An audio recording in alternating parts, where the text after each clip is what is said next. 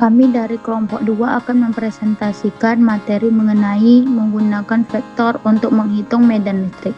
Berdasarkan referensi video dari teknik fisika, mari kita mulai dari konsep paling mendasar.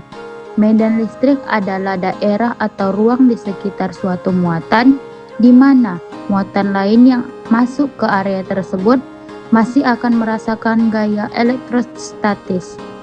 Poin penting yang harus kita garis bawahi bersama adalah medan listrik bukanlah besaran saklar seperti massa atau suhu. Medan listrik adalah besaran vektor.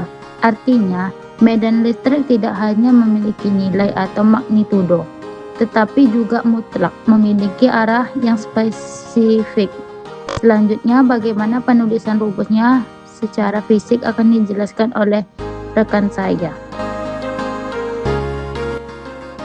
Terima kasih atas kesempatannya. Secara umum, kuat medan listrik yang dihasilkan oleh suatu muatan titik dapat dihitung dengan rumus skalar yang biasa kita kenal, yaitu E sama dengan K dikali Q per R kuadrat.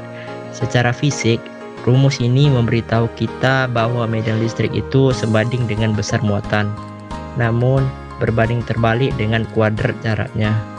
Artinya, semakin jauh posisi kita dari muatan sumber, maka pengaruh medannya akan semakin lemah.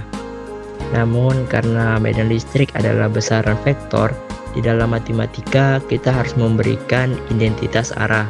Disinilah kita akan mentransformasikan persamaan gaya. Vektor gaya sama dengan muatan dikali dengan vektor medan listrik menjadi bentuk vektor, yang dimana di atas simbol E wajib kita berikan tanda panah, dan nilainya kita kalikan dengan sebuah vektor satuan atau unit vektor yang dilambangkan dengan R-topi. Vektor satuan inilah yang bertugas menunjukkan ke arah mana medan listrik tersebut memancar. Terima kasih. Melanjutkan penjelasan mengenai vektor satuan tadi. Disinilah muncul bagian yang seringkali membuat mahasiswa bingung. Mengapa di beberapa buku atau literatur rumus medan listrik berubah pembagiannya menjadi R3? Mari kita bedah secara perlahan. Vektor satuan atau R-topi itu sendiri definisikan sebagai vektor posisi dibagi dengan magnitudonya. Ketika kita mensubstitusikan definisi ini ke dalam rumus dasar kolom yang per R2 tadi, maka bagian penyebut atau pembawahnya otomatis berubah menjadi magnitudo R pangkat 3. Penulisan rumusnya seperti yang tertera pada bawah ini.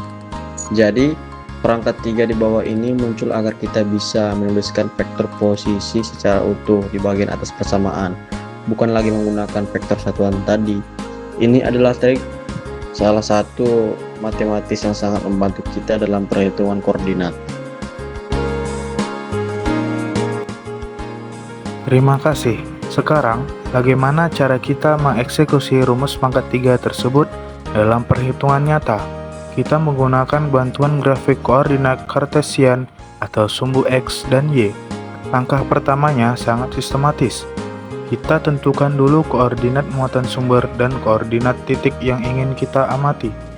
Untuk mencari vektor posisi R-nya, kita tinggal mengkurangkan koordinat titik amatan dengan koordinat muatan sumber. Dari hasil pengurangan ini, kita akan mendapatkan komponen sumbu X yang diikuti unit vektor I dan komponen sumbu Y yang diikuti unit vektor J. Jika muatannya ada banyak, kita tinggal menerapkan prinsip superposisi, yaitu menjumlahkan semua komponen I dan semua komponen J secara terpisah, lalu mencari hasil akhir magnitudonya menggunakan teorema Pythagoras. Terima kasih. Sebagai pembicara terakhir, saya akan menjelaskan mengapa analisis vektor yang mendetail ini sangat penting di dunia teknologi. Dalam kehidupan nyata, posisi muatan itu tidak selalu berada di titik pusat, melainkan tersebar secara acak. Pemahaman arah vektor ini diaplikasikan secara langsung pada peralatan elektronik untuk mengontrol aliran arus, serta pada teknologi kapasitor untuk menghitung energi yang tersimpan di antara dua pelat aliran arus, serta pada teknologi kapasitor untuk menghitung energi yang tersimpan di antara dua pelat datar. Contoh paling dekat dengan kita adalah teknologi layar sentuh atau touchscreen pada smartphone. Layar tentu bekerja dengan mendeteksi perubahan distribusi medan listrik secara real time ketika jari kita mendekat.